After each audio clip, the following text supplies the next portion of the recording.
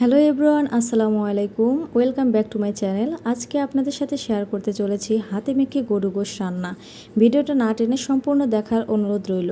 প্রথমে এখানে আমি 1.5 কেজি পরিমাণ গরুর গোশ নিয়ে নিয়েছি। এখন একে একে বেটে রাখা সকল উপকরণ দিয়ে দিব। এখানে পেঁয়াজ কুচি দিয়ে দিয়েছি, দিয়ে দিলাম জিরে বাটা, কাঁচামরিচ বাটা 1.5 টেবিল চামচ পরিমাণ, আর এখানে দিয়ে দিচ্ছি আদা রসুন বাটা। এখানে আদা রসুনের পেস্টটা পরিমাণে বেশি লাগবে, এর জন্য আমি এতগুলো দিয়ে দিলাম। এখন দিয়ে দিচ্ছি মরিচের গুঁড়ো, যে যেরকম ঝাল খেতে পছন্দ করেন সেভাবে দিবেন। আর দিয়ে দিচ্ছি ধনিয়া গুঁড়ো, দিয়ে দিচ্ছি হলুদের গুঁড়ো, দিয়ে দিচ্ছি লবণ, আর দিয়ে দিচ্ছি কয়েক টুকরো শুকনো মরিচ, আর দিয়ে দিব পরিমাণ মতো তেল। দিয়ে হাতে মেখে আমি 20 মিনিট মতো রেস্টে রেখে দিব। 20 মিনিট পর ফিরে আসছি। এখানে একটা পাতিল নিয়ে নিয়েছি, দিয়ে দিলাম পরিমাণ মতো তেল। এখন দিয়ে দিলাম গরম মশলা কিছু, আর দিয়ে দিব আস্ত জিরে।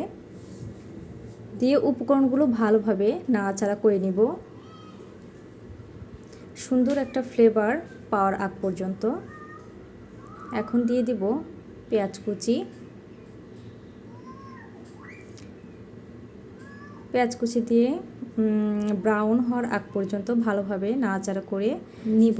আর এখানে পেঁয়াজ ব্রাউন হয়ে আসছে।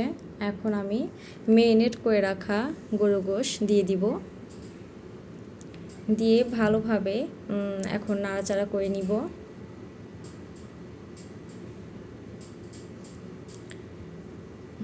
নাড়াচাড়া করে তারপরে আমি ঢাকনা দিয়ে ঢেকে রাখবো 5 মিনিটের জন্য। ফিরে আসছে 5 মিনিট পর। এখন আমার গোশ থেকে এখন আবারও একটু নাড়াচাড়া করে ঢাকনা দিয়ে আবারও ঢেকে দিব।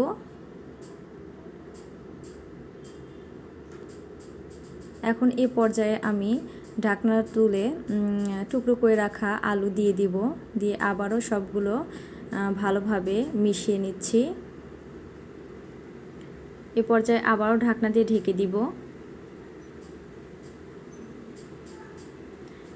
এ পর্যায়ে আমি কিছুটা পানি অ্যাড করব।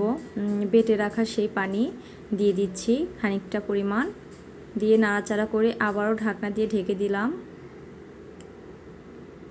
এ পর্যায়ে আমার তরকারি কষানো হয়ে গেছে। এখন আমি পরিমাণ মতো পানি দিয়ে দেব, অর্থাৎ ঝোল দিয়ে দিব। দিয়ে ভালোভাবে নাড়াচাড়া করে, যেহেতু গরুর গোশ পরিমাণে একটু পানি বেশি দিতে হবে। এখন আবারও ঢাকনা দিয়ে ঢেকে দিচ্ছি। ফিরে আসবো 10 মিনিট পর। আলহামদুলিল্লাহ, আমার তরকারি হয়ে গেছে। এভাবে রেসিপিটা ফলো করলে অনেক উপকৃত হবেন। আর যদি একটু পরিমাণে ভালো লেগে থাকে, লাইক এবং সাবস্ক্রাইব করতে ভুলবেন না। সকলেই পাশে থাকুন, সঙ্গে থাকুন, ভালো থাকুন। আসসালামু আলাইকুম।